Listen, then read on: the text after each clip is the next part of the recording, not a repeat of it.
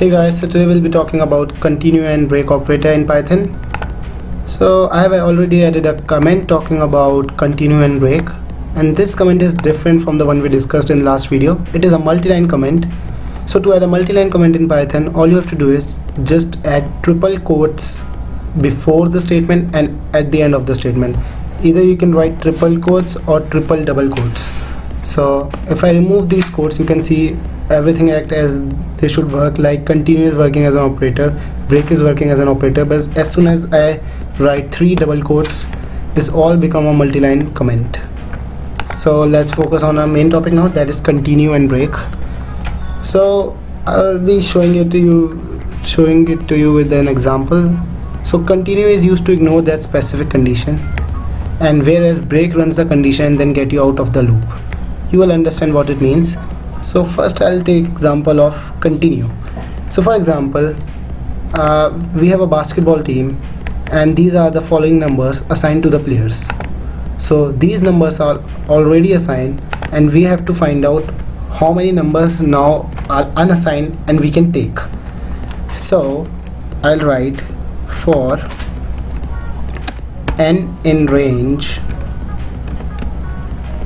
of 0, starting with 0 and ending in 25,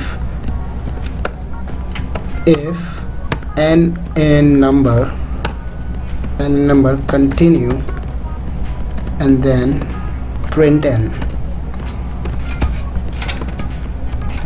So what it should do now is it will run a for loop for variable n that is starting from 0 and ending before 25.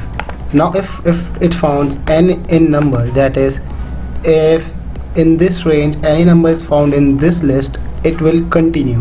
And as I've written, that continue is used to ignore that specific condition, so it will continue, that is it will not print that number which is present in this list and print all the numbers except it.